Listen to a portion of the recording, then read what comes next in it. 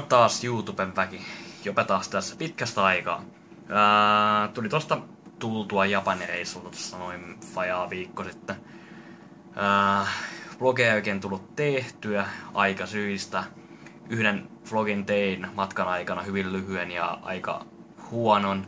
Ja vaan siksi, että mulla oli kaveri siinä vieressä katsomassa, niin ei oikein kerran puhua pidempään. Mutta nyt mulla on kaikki maailman aika puhua tässä.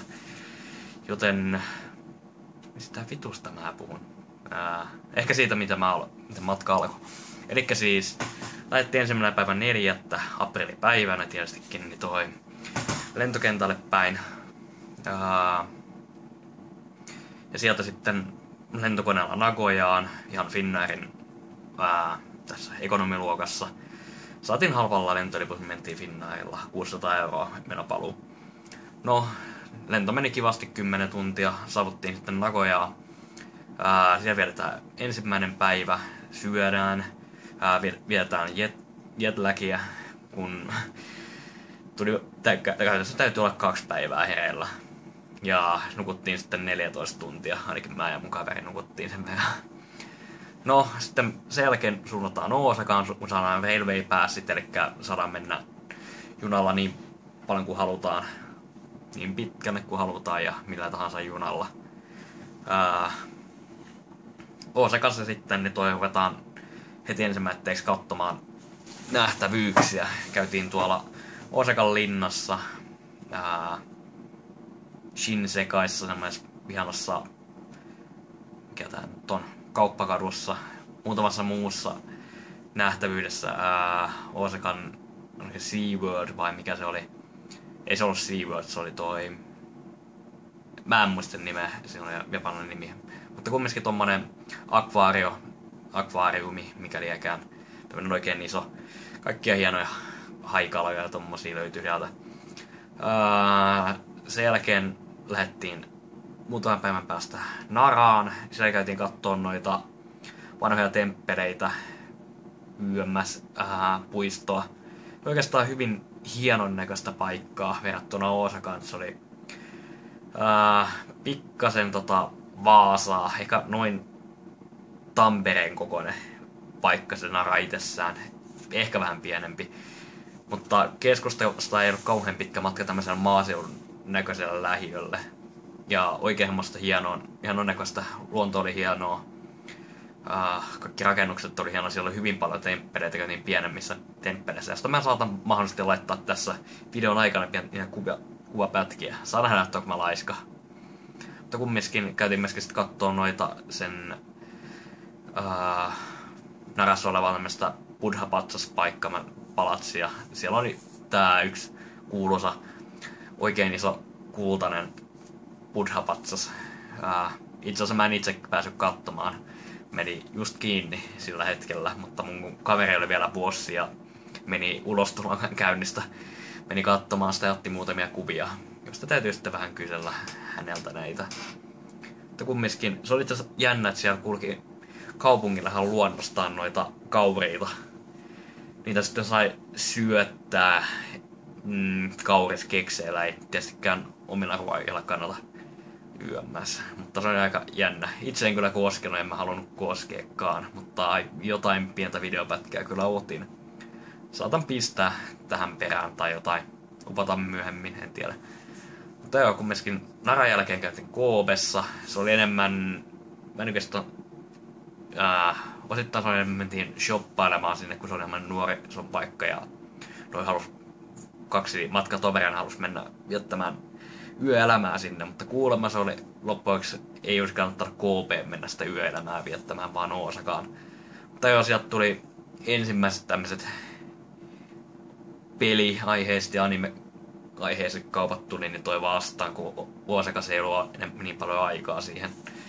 Mutta sieltä pari peliä ostin. Mä näytän tätä pelisaldoa sitten myöhemmin, kun tää video on lopulla. Toisessa videossa tai jotain, aika paljon puhuttavaa. Tää on kumminkin. Koopessa siis tuli vähän jonkinlaista shoppailua tehtyä. Sitten sen jälkeen mun kaverit halusivat mennä Kiotoon ja Hiroshimaan, mutta mä päätin itse palata Osakaan. kun mun yksi toinen kaveri oli niin toi samaan aikaan Japanissa, niin mä menin pariksi päiväksi sinne viettämään hänen kanssa aikaa. Käytiin Osakan niin toi Akihabaran tyyppisessä Denden Townissa ja Amerikan mukassa. Se oli lähinnä pelishoppailua, YMS otekokeränsä shoppailua siellä. Se oli itse asiassa hyvin mielenkiintoista. Amerikan mukaan oli yllättävän niin toi japanaistyyppinen tai semmoinen samalla näyttänyt mitenkään erilaisemmalta. Lähinnä siellä oli ne kaupat oli jenkkityyppisiä, että jenkkituotteita myytiin, että mitenkään se ei eronnut. Mura siis tarkoittaa kaupunki, eli amerikkalaiskaupunki, kaupungin osa.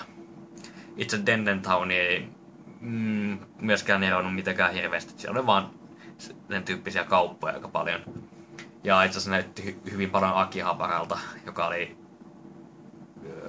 niin, ei mikään kauhean iso loppujen lopuksi. Mutta joo, sen Osakan reissun jälkeen lähdettiin Hakoneen näiden kahden muun kaverin kanssa. Tavattiin sitten Kioton asemalla. Sieltä lähdettiin Odawaraan nimiseen kaupunkiin, joka oli semmoinen Vaasan Porin kokoinen kaupunki, josta sitten tosiaan bussilla aletaan kiipeämään vuorta ylöspäin Hakonea kohti, joka on semmoinen vuoristolaiskylä. Itse Hakonessa emme viettäneet aikaa, vaan mentiin siitä ohi. Ikävä kyllä mä olisin halunnut jäädä sen, se oli hyvin idyllisen näköistä vuoristolaiskylää. Oikein hienoa, mä en sitten saanut yhtään kuvaakaan siitä, kun mä katsoin sitä paikkaa, enkä videotakaan. Täytyy nyt vielä tarkistaa, mutta todennäköisesti ei. Mutta joo, sitten jatkettiin vuorta pitkin. Nähdään Fuji itsessään ja muuta vuoristoa, kuumia lähteitä yömmäs. Ja loppuksi tullaan sinne vuoren, ei nyt päälle, mutta sinne tasanteelle. Ja siellä sitten on meidän hotelli, tämmönen oikein hieno Kuumalähde-hotelli, missä on kaikki hienoudet. Sinne sitten päästään, mennään syömään. Oikein hieno 3000 jenin ateria. Ja se oli gourmetin illallinen. Elikkä toisin sanoen, mulle jäi nälkä siitä.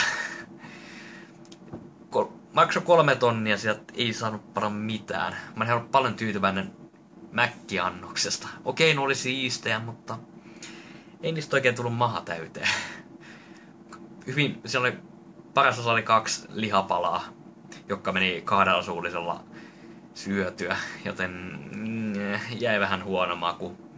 Mä en oikein gourmet-illallisia, niin toi ystävä. Mutta joo, käytiin useampaan kertaan näissä kuumissa lähteessä kylvyssä. Oikein rentouttavaa. Ja se on niin kuin ottaisi kylpyä, kuuvaa kylpyä, mutta se kylpyn lämpö ei ollenkaan laske.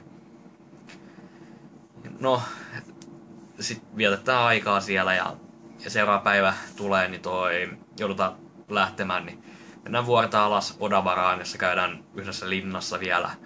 Ja sieltä lähdetään kohti pikkuhiljaa Shinkansen, eli luotijunalla kohti Tokiota. Ensimmäisenä iltana ei nyt hirveästi tehdä mitään, me katsellaan sitä, kierrellään vähän sitä lähistökaupunkia. Hotelli meillä itsessään oli semmonen 4 tähden hotelli, saatiin hyvin halvalla loppujen lopuksi, se oli puoleen hintaan 6 yöksi toi 600 €, eli 200 € per pää, eli noin reilu 30 per yö. Ja se oli tosiaan 4 tähden hotelli, meillä oli omat vessat, kun normaalisti yöpymispaikoissa ei ollut omia vessoja. Oikeastaan vaan 3 paikassa siellä Hakonessa, siellä isossa hyvässä hotellissa, joka oli noin 130 juttu. Siellä liittyi mukaan toi ruokailu tietysti. Sitten niin tietysti Tokiossa sitten ihan viimeisessä yöpymispaikassa oli oma vessa, mutta käytännössä ne oli yhteisvessoja. Ai niin, mä voisin muuten nopeasti ennen kuin mä selitän niin näitä yöpymispaikkoja. Ihan eka Nagoya me oltiin myös Hostel Annassa. Se oli tämmönen matkailijahostelli, että se oli oikein näille kaijineillekin suunnattu. Se on semmonen 4 kerrossänkyä tai 2 kerrossänkyä, 4 punkkaa. Jouduttiin 4 henkilö huoneen varaamaan, kun meitä oli 3. Sen takia maksoi vähän enemmän. Mutta se oli semmonen hieno punkkasetti, semmonen aika pieni huone. Mutta ne tilat, mä en itse päässyt kokemaan niitä kauheasti, koska nukuin lähinnä koko ajan. Osakassa meillä oli semmonen, mä voin pistää kuvaakin tähän, jos me jaksa.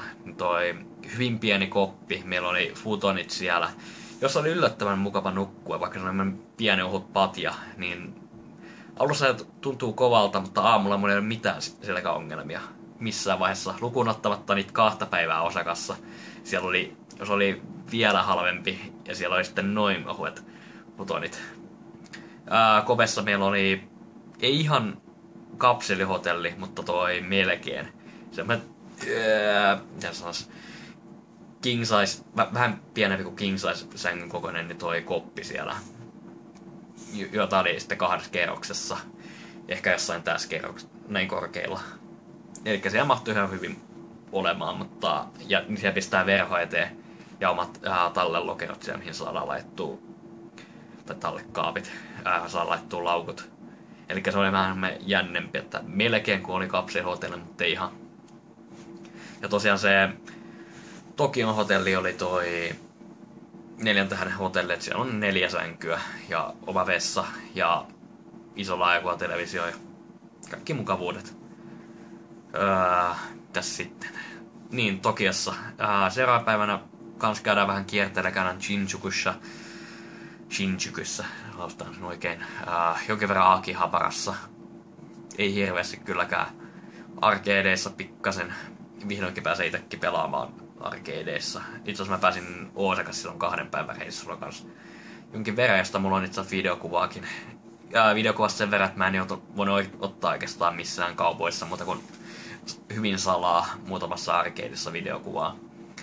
Tää johtuu siitä, että ei kannata hirveästi ottaa kuvaa, kun se ei ole sallittua ja ne ei oikeastaan anna ottaa ja sit voi joutua oikeasti ongelmiin.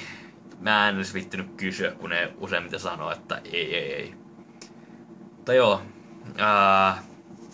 tokana päivänä ei hirveästi tullut käytyä missään. 3. päivän mun mielestä me käytiin sit kattoo jotain matkasettejä tuolla. Käytiin Tokion linnan edustalla, ikävä kyllä. Se oli meinaa ihan niin siinä on sitten varata paikat. Ei päästy, se oli tää keisarillinen linna ilmeisestikin. Mutta joo, sitten ne mun kaveri päätti lähteä illallisviettoihin. Mä kävin sitten useampana iltana Akihabarassa niin pelaamassa arcadeja. Mä lähinnä pelasin Persona 4 Areenaa, kun sitä ei vieläkään julkaistu täällä Suomessa tai ylhäänkään Euroopassa, mutta se on nyt tulossa 10. päivä toukokuuta. Meillä osalakkeja pelailin, kun on lempipelejä, joitakin muitakin. Pari ampumapeliä, ajopelejä, jotain robottipelejä, jos mä otin videokuvaakin. Joka mä sitten pistän jossain vaiheessa mahdollisesti tälle kanavalle, mahdollisesti pääkanavalle, koska se nyt periaatteessa menee vähän muillekin ihmisille, jos on kiinnostuneita. Mahdollisesti molemmille itse asiassa. Mutta joo, sitten pari viimeistä päivää on enemmän Akihabara-settejä. Sillä mä saan oikein rauhassa itse mennä yksin niissä. Peliostoksia, jotain random arcade-mättöä yömmäs. Sitten yhtenä iltana, kun mä tulin Akihabarasta, niin me päättiin mennä Shinjukun syömään. Sen jälkeen mentiin toisen kaverin kanssa niin yöklubeilla, vaikka mä en normaalisti itse juokkaan yhtään mitään, niin mä päätin vähän hieman 2 annosta suurin piirtein ottaa. En ota enää ikinä, koska ne maistuu aika pahalle. Me käytiin kumminkin hienossa jossain Red Shoes-nimessä rock-yöklubissa, johon ei maksanut mitään sisään.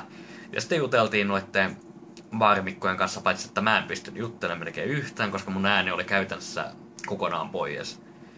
Mä en siis yhtään pystynyt puhumaan muuta kuin kuiskate, ja paitsi tekemään hyvää Duke Nukem-imitaatiota, josta mä olin halunnut ottaa videokuvaa, mutta en mä nyt sitten ottanut.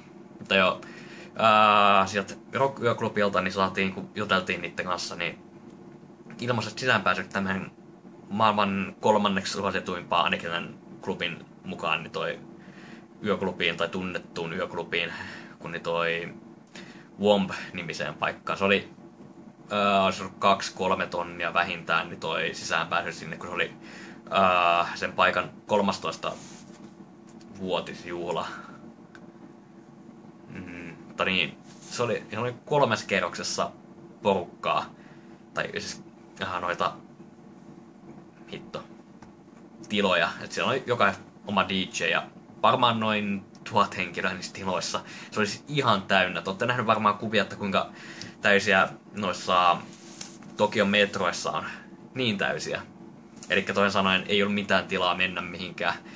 Me oltiin siellä tunti, puolitoista. Kaveri otti muutaman juoman. Mä en oikeastaan siellä halunnut ottaa. Sitten me lähdettiin pois, kun se oli aivan liian täynnä. Siellä oli saatanan kuuma. Anteeksi jopa sana, mutta kumminkin niin toi... muuten se oli ihan siistiä olla, mutta se oli tosiaan liikaa porukkaa. Sen jälkeen me mentiin 1,5 tunniksi tonne johonkin baariin hillumaan, koska niin odotettiin noita metroja. Kun siellä loppuu 12-1 aikaan noi metroliikenne ja junaliikenne ihan kokonaan. Mä en ihan tiedä minkä takia, ilmeisesti sen takia, että on jonkinnäköiset rajoitteet, ettei ihmiset hirveästi siellä hillu, ellei sitten on siihen 4-5 saakka, kun lähtee metrot uudestaan käyntiin. Mutta joo, siihen saakka ollaan siellä, jutellaan ihan mukavia tai kun kaveri juttelee, kun mulla ei lähte ääni ollenkaan. Ja sitten lähdetään niin takaisin tuonne hotellille metroilla tai junalla. Paitsi että mun kaveri oli vähän huonossa kunnossa, vietti suunnilleen 2 tuntia oksennelle ja seuraava päivä oli vähän huono. No kans. Seuraavana kumminkin niin mun kaveri lähtee vasta 6 aikaa linkkeelle, mutta mä ite lähden 12 aikaa. Mennään tonne toisen kaverin kanssa Harajukuun, joka on semmonen hyvin jännän muodin paikka. Siellä on aika paljon näitä Gothic-loleta-systeemeitä, kaikkia mitä tiedätte, että on outoja pukeutumissysteemeitä Japanissa, niin ne on siellä. Me käytiin sieltä ostaa vaatteita. Mä en itse tainnut ostaa yhtään siellä, mutta mun kaveri osti aika paljon settejä. Sitten mun toinen kaveri tulee mennä katsoa sitä Harajukussa olevaa yhtä tämmöistä temppeliä. Siitä on kuvia, ihan hieno paikka. Ja sitten pikkuhiljaa alkaa... Meillä oli muistaakseni siinä vaiheessa 2 päivää. Mun toinen kaveri ei... Mitenhän se meni? Itse asiassa se oli sillä, että... Niin. Oli nää 1 päivä ja siinä meidän ei pitänyt mennä Harajukuun, meidän piti mennä yhteen toiseen. Mitenhän tää nyt sit ei. Siinä päivän mun kaverit lähti taas johonkin illallisjuttuja, mutta ne oli taas vähän krapulassa, niin meidän piti lähteä yhteen semmoiseen hienompaa paikkaa lähistöllä olevaa, missä on kaikki temppelejä tommosia, mutta siitä ei tullut mitään. Mä menin taas Akihabaraan hillumaan ja sama juttu seuraavan päivänä. Syötiin sitten hienot setit siellä. Sitten täytyikin pikkuhiljaa mennä Nagojaan päin, jossa me käytiin ainakin Nagoyan linnassa. Tarvittiin käydä jossain temppelissä ja syömissettejä. Mutta joo, sit pikkuhiljaa seuraava päivä viettää ja pitääkin lähteä takas Suomeen päin lentokoneella. Ikävä kyllä, täytyy tulla takas sieltä. Mä oon ihan ollut pidempään. Mä oon itse asiassa halunnut olla ainakin vuoden vuotta viettää siellä, mutta ei vielä päässyt. Itse asiassa mä en hakenutkaan sinne. Mä olis pitänyt hakea, mutta mä ajattelin, että mä vielä opiskelen 1 vuoden ja sitten vasta haen. Mutta nyt kaduttaa tietysti jälkikäteen. Mutta joo, se oli ihan hyvä reissu loppujen lopuksi. Muutamia semmosia huonoja puolella lähinnä, niin toi Inters oli hieman konflikteissa mun ja mun kavereiden kanssa, mutta ei se nyt hirveä iso ongelma oli sitten siinä vaiheessa, kun mä lähdin itse hoitamaan tai katsomaan asioita. Japania tuli käytetty jonkin verran siellä, ainakin silloin kun mä menin yksin.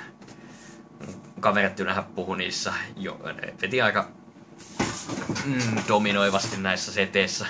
Harvittaa hieman, ettei itse päässyt niin paljon puhumaan, mutta no, ei voi mitään.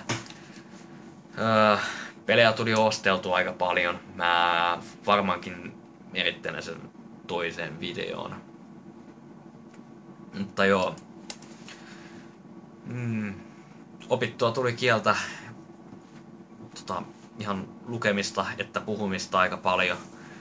Ruokaa tuli syötyä. Yksi paremmista ruomuista me käytiin siellä, kun oltiin Odavarassa, käytiin siellä linnassa, niin siellä oli yksi ravintola, niin siellä syötiin O-epiä, eli tai friteerattaa O-epiä, eli toisin sanoen hummeja riisipedillä. Se oli aivan käsittämättömän hyvää. Voitti ihan täysin se huono ruuan siellä Hakonessa. Mutta joo. Raamenia tuli syötyä, sushia tuli syötyä, bentoota tuli vedettyä aika paljon. Painoa, no ei nyt hirveästi tullut lisää, mutta ei hirveästi tullut pudotettuakaan, ehkä puolesta kilosta kiloon putos hieman siellä. Siellä ei hirveästi voinut mässätä, kun koko ajan oli liikenteessä, eikä oikeastaan ollut semmoista tarvettakaan. No annokset oli aika silleen pieniä, mutta riittäviä. Et yksi mitä mä kans huomasin, että niin toi japanilaiset, että miksi japanilaiset pysyy niin laihoina on se, että kun katsoo kauppoja, niin siellä kun on jotain karkkipusseja tai tommosia, niin ne on kaikki pieniä, ei mitään isoja mättöjä. Eli toisin sanoen, jos ostat yhden karkkipussin, niin siinä on 80 grammaa, 100 grammaa maksimissaan.